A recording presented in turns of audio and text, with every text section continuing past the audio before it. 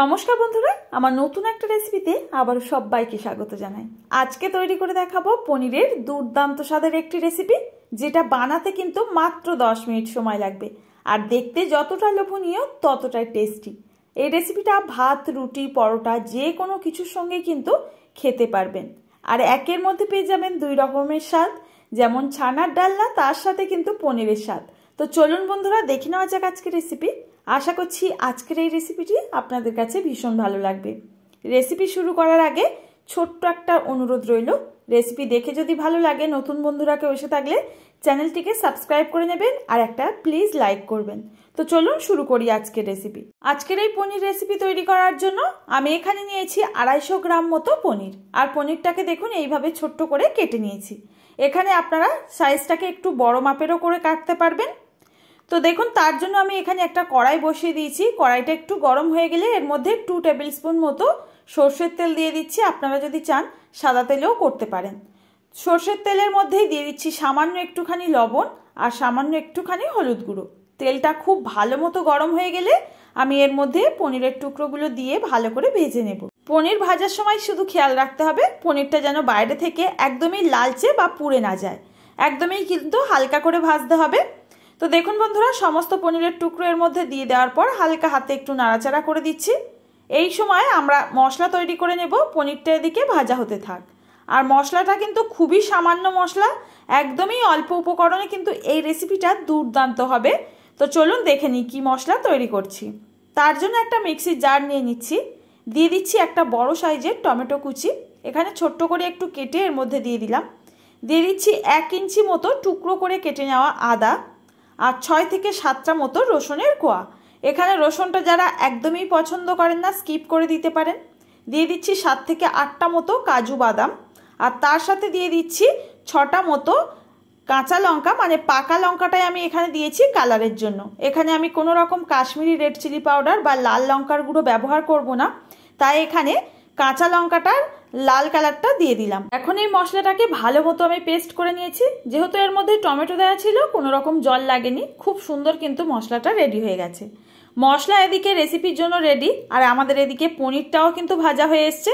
দেখুন, সব দিক ঘুরিয়ে ঘুরিয়ে কিন্তু সমান করে ভেজে নিয়েছি, খুব একটা বেশি লালচে করিনি। এখন আমি একটা পাত্রের মধ্যে একটু হালকা উষ্ণ গরম জল নিয়েছি আর তার মধ্যে পনিরের টুকরোগুলো দিয়ে রাখছি, যাতে পনিরগুলো একদম নরম থাকে। সমস্ত পনির ওঠানো হয়ে গেছে আর এই তেলের মধ্যে আজকে রেসিপিটি তৈরি করব। তার জন্য ফোড়নে দিয়ে দিচ্ছি কয়েকটা গোটা গরম মশলা আর 1/2 টিস্পুন মতো গোটা জিরা। ভালো করে কয়েক সেকেন্ড ধরে এই মশলাটাকে ভেজে নেব, যতক্ষণ না সুন্দর একটা ফ্লেভার বেরিয়ে আসছে। মশলা ভাজা হয়ে গেলে এর মধ্যে দিয়ে দিচ্ছি একটা বড় সাইজের পেঁয়াজ কুচি। যারা একদমই সম্পূর্ণ নিরামিষভাবে খেতে চান এখানে কিন্তু পেঁয়াজ কুচিটা স্কিপ করে দেবেন, তার পরিবর্তে সরাসরি মশলাটাকে এখানে দিয়ে কষিয়ে নিতে হবে। এখন আমি পেঁয়াজ কুচি একটু হালকা করে ভেজে নেব। পেঁয়াজ কুচি কিন্তু খুব বেশি লালচে করে ভাজা যাবে না, তাহলে রেসিপি খেতে ভালো লাগবে না। যতটা কম ভাজা যায় ততই কিন্তু হেলদি থাকে রেসিপি। তো দেখুন বন্ধুরা, পেঁয়াজের কাঁচা গন্ধ একদমই চলে গেলে এর মধ্যে রেডি করে রাখা মশলার পেস্ট আমি দিয়ে দেব। আমার পেঁয়াজটা কিন্তু হালকা গোল্ডেন কালার হয়ে গেছে। এর মধ্যে আমি এই পর্যায়ে অ্যাড করে দিচ্ছি রেডি করে রাখা মশলার পেস্ট। মশলা দেওয়ার পর কিন্তু আমাদের যতক্ষণ না মশলার থেকে সুন্দর একটা ফ্লেভার আসছে আর তেলটা ছেড়ে বেরিয়ে আসছে, ততক্ষণ কিন্তু এইভাবে নাড়াচাড়া করে কষিয়ে নিতে হবে। মশলার মধ্যে একটু কাজু বাদাম দেওয়া আছে, তার কারণে কিন্তু তলায় লেগে যেতে পারে। অনবরত কিন্তু নাড়াচাড়া করে নেবেন আর দেখবেন আস্তে আস্তে এর মধ্যে থাকা তেলটা একদমই ছেড়ে বেরিয়ে আসছে। এই পর্যায়ে আমি এর মধ্যে বেশ কিছুটা রেড বেল পেপার অ্যাড করে দিচ্ছি। আমার হাতের কাছে ক্যাপসিকামটা অ্যাভেলেবেল ছিল না, তাই আমি এখানে রেড বেল পেপারটাই অ্যাড করেছি। আপনারা যদি চান এখানে ক্যাপসিকামটা অ্যাড করতে পারেন, ক্যাপসিকামে আরও ভালো হবে রেসিপিটা। রেড বেল পেপার দেওয়ার পর আরও কিন্তু 1 থেকে 1.5 মিনিট সময় নিয়ে মশলার মধ্যে কষিয়ে নিতে হবে, যাতে এর কাঁচা গন্ধটা একদমই চলে যায়। তো দেখুন, আমি এই পর্যায়ে অ্যাড করে দিচ্ছি সামান্য একটু লবণ। লবণটা বুঝে দেবেন, আমি আগেও কিন্তু লবণ পনির ভাজার সময় অ্যাড করেছিলাম। আর দিয়ে দিলাম একটু হলুদের গুঁড়ো। এর মধ্যে মশলার বাটি ধোয়া জলটাকেও অ্যাড করলাম। যেহেতু এর মধ্যে কাজু বাদাম আছে, একটু কিন্তু তলায় লেগে যায় এই পর্যায়ে, তো একটুখানি জল দিয়ে আবারও কিন্তু মশলাটাকে 1 থেকে 1.5 মিনিট সময় নিয়ে একটু কষিয়ে নেব। যতক্ষণ না এইভাবে মশলার থেকে তেলটা পুরোপুরি ছাড়বে ততক্ষণ কিন্তু এইভাবে কষিয়ে নিতে হবে। এখন আমি এই পর্যায়ে একটুখানি ঢাকা দিয়ে রাখছি ওই 1 মিনিটের জন্য, গ্যাসের ফ্লেমটা একদম লোতে দিয়ে। তো দেখুন 1 মিনিট পর আমি ঢাকাটা খুলে নিলাম আর কত সুন্দর তেলটা ভেসে উঠেছে। এই পর্যায়ে আমি ভেজে রাখা পনিরগুলোকে এর মধ্যে অ্যাড করে দেব। আর গ্যাসের ফ্লেমটা অবশ্যই এই সময় একদম লোতে করে দেবেন। তো দেখুন বন্ধুরা, গ্রেভি কিন্তু আমাদের একদম রেডি। ভেজে রাখা পনিরটাকে জল ঝরিয়ে এর মধ্যে অ্যাড করে দিচ্ছি। আমি বলে রাখি, এই রেসিপিটা যদি আপনারা রুটি পরোটার সঙ্গে খেতে চান তাহলে কিন্তু এই পর্যায়ে 1 থেকে 1.5 মিনিট পনির দেওয়ার পর নাড়াচাড়া করে একটু কাসুরি মেথি অ্যাড করে এটাকে নামিয়ে নিতে পারেন, তাতে কিন্তু খেতে ভীষণ ভালো হয়। এখন আমি এই পর্যায়ে দিয়ে দিচ্ছি 1 চামচ মতো কাসুরি মেথি। কাসুরি মেথি দিলে এই রেসিপির ফ্লেভারটা কিন্তু দুর্দান্ত আসে। এবার কাসুরি মেথি দেওয়ার পর 1 মিনিটের জন্য একটু নাড়াচাড়া করে কষিয়ে নেব। এই পর্যায়ে আমি বলে রাখলাম, আপনারা কিন্তু এই সময় নামিয়ে নিয়ে যে কোনো রুমালি রুটি কিংবা পরোটার সঙ্গে খেয়ে দেখবেন, ভীষণ ভালো লাগে খেতে।